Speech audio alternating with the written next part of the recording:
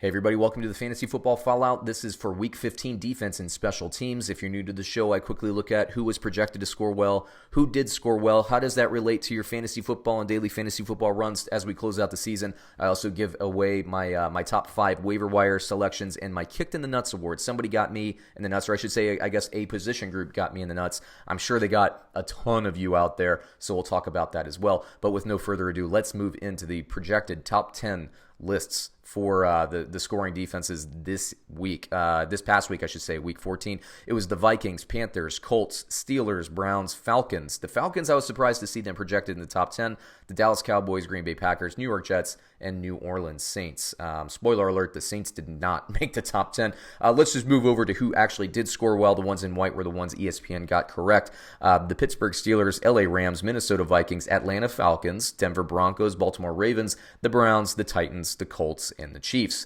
Now, the Saints didn't make the list, but they're not the ones who won the Kicked in the Nuts award. The Kicked in the Nuts award goes to the San Francisco 49ers.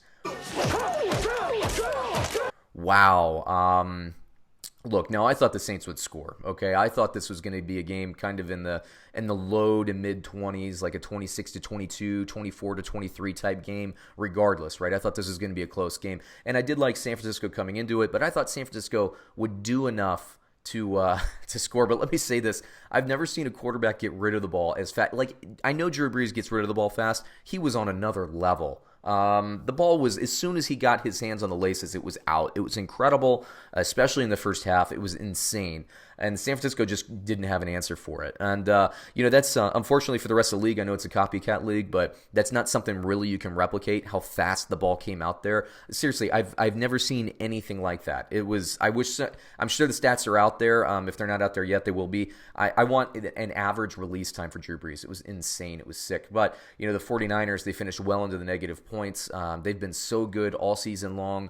So good that I bet you, matchup aside, everybody probably started that defense and everybody got negatives. And what a tough one for a lot of people. And the quarterbacks across the league did well, so there are a lot of bad defenses. But, in terms of where they were projected to where they ended up, San Francisco, ouch. But let's move on to the waiver wire, selection. Now, I got to be honest with you. I like the top 2 more than I like the bottom 3, but I just wanted to give everybody 5 here. The Tennessee Titans, I've been talking them up for weeks, ever since the Tannehill switch. And they've been vaulting up the rankings. They are now firmly in the top 10 in terms of defense and special teams, yet they're only owned in 31% of the leagues. They play Houston twice, 2 out of 3 times at the end of the season. I don't love that unless Will Fuller continues to be hurt, but we'll talk about that analysis as we move forward into the week. The Kansas City Chiefs at 23.7%, they played very well. They did what they needed to do against the Patriots, and they have some nice matchups, I think, to end the season. So, this team gets to the quarterback and they can force turnovers. Their cornerbacks are healthier again. So, suddenly the interceptions and the sacks are coming. Interesting.